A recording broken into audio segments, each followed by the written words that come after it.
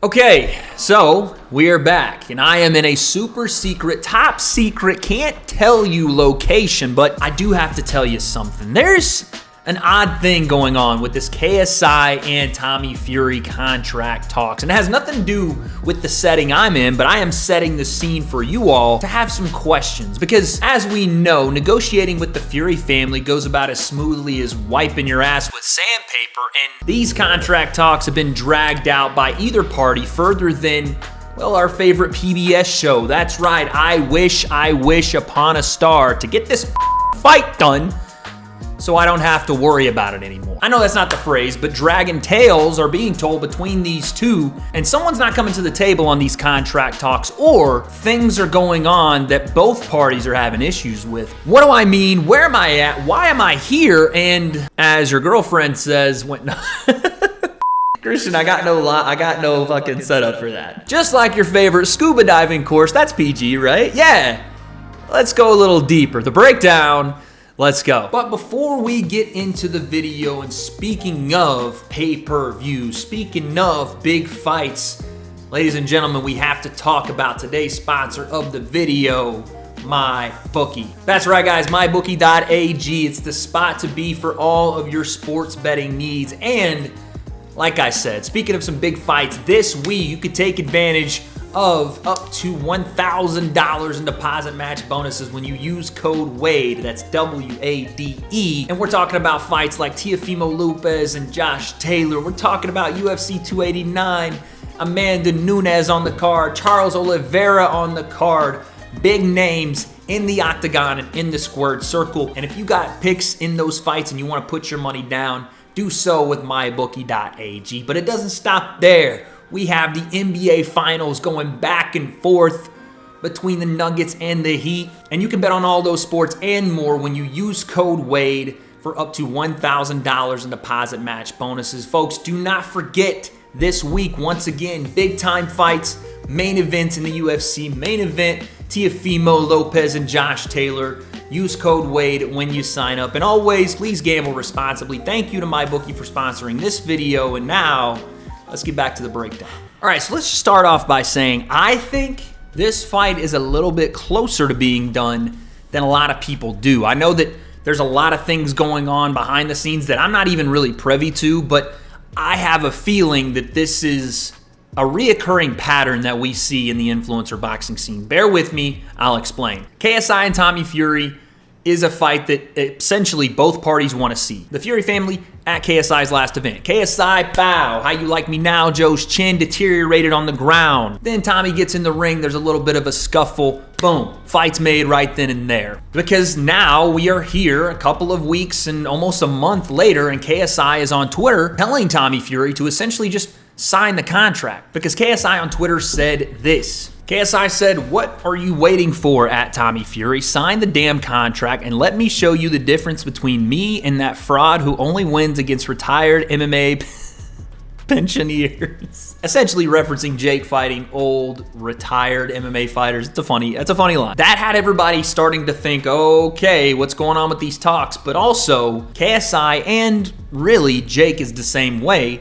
understand that dealing with Tommy Fury means you're going to be in contract talks over the smallest things and the most insignificant things all the way up until the big things get settled. They're not going to say a peep about that fight being done until everything is signed, sealed, delivered. I don't have any inside information on this. All I'm putting out is my opinion as to why Tommy still hasn't signed.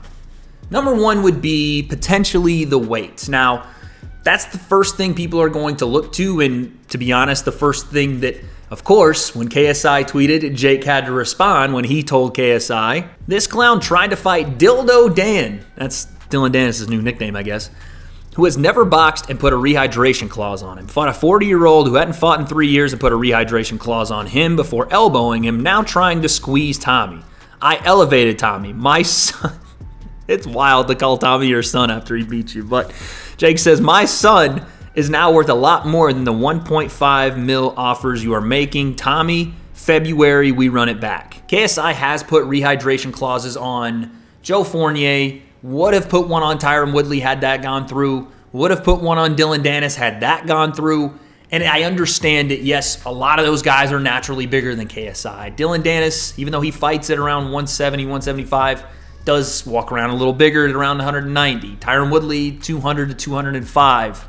Joe Fournier supposedly walked around at 200, but no one really knows because no one knows or cares about Joe Fournier at all. Outside of this fight with KSI, no one knew who he was or what he did outside of anything to do with boxing at all. But with Tommy Fury, I assume that if KSI and their side think, and probably rightfully so, that he's the A side here, that they're going to try, and that Tommy's going to come fight under Misfits or on DAZN, that they're going to try to put some sort of clause in to protect their guy, which I understand, KSI being around 175, and Tommy just now fighting Jake at 185, but here's the issue. Tommy has made close to 175 multiple times. He weighed 177 against Daniel Bochansky. He weighed 179 against Anthony Taylor. He weighed 181 in the fight that was supposed to happen but didn't against Paul Bamba, although that fight was contracted at 175, and he weighed 184 against Jake. He has no problem getting to 180. If they are going to make this fight and weight becomes an issue, it has to be something where they think that Tommy is going to balloon after he makes a certain weight, or if they're going to do a catch weight at 177 or 180, they don't want Tommy to get to 190 or 195 or potentially whatever the number is, kind of like they would have with Jake. So this may be a similar scenario that we were seeing happen with Jake and Tommy, where they want to put a rehydration clause on him. But honestly, I don't know if that is even the biggest factor, because like I said, Tommy doesn't have an issue getting below 185. We haven't seen Jake below 185 since the Deji fight. So I don't think that's the issue. Let's move on to something else. Let's talk about the money aspect of this, because like I said, Tommy is now a high dollar pay-per-view draw because of what he did with Jake. And again, those numbers that we're talking about with Jake and Tommy, the reported and rumored 800,000, there is no official number out there that I can reference that says on any official site. It's the rumored number from Jake and their team and other sources outside of Jake's team, and actually in the UK that I've heard the same number from. So I am going to take it at face value. And if that number changes, then it does. But that is a massive number, and Tommy was a part of it. So he now is a pay-per-view draw. You're going to have to pay him some money.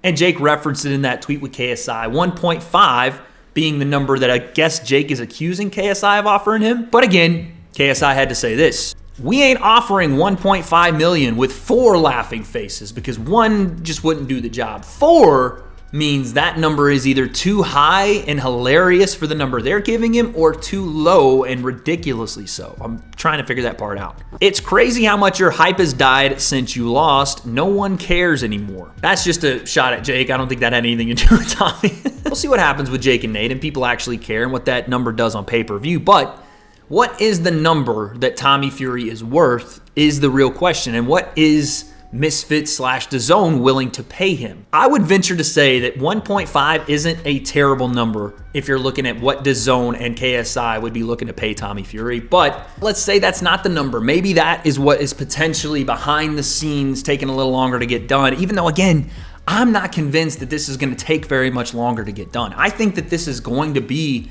a signed, sealed, delivered contract probably in the next month or two. But let's talk about the third thing that could potentially be holding this fight up, if there is anything, which again, I don't think that there is, but I'm just giving you options as to why KSI came out and said Tommy signed the contract. What else could be potentially there? Well, it's the same thing I've talked about with KSI and Jake, the sanctioning body.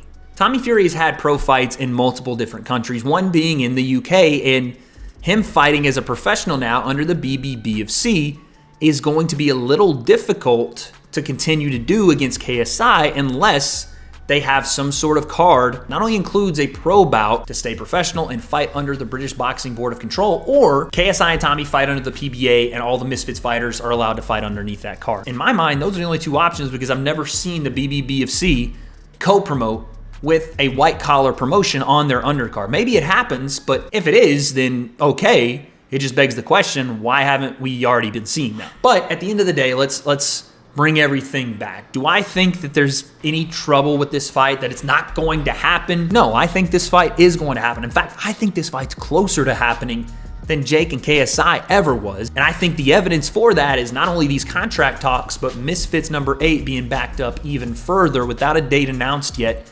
I think that one may happen closer to September or August, I don't know. And then off the back of that, You're building KSI for potentially October, November. Always the toughest part of these contract negotiations is just crossing the finish line, dotting some I's, crossing some T's, and getting this thing in the ring. That's all we have left to do, but I think it happens. I don't think weight is an issue here, as Tommy is made closer to KSI's weight than even Jake has. Regardless, that's what I think. KSI and Tommy Fury, is it in danger of not happening? Not to me. I do think this thing goes down, but is it going to go down as quickly as you guys think? No, I don't think so. I think we're going to have to wait a couple of months for this one. Sit back, relax, and let them build this thing, because let's be honest, Jake and Tommy had 2 years. Why is KSI already taking shots on Twitter? And as you guys always ask, who wins? I don't have those answers, but stay tuned and I guess we'll find out.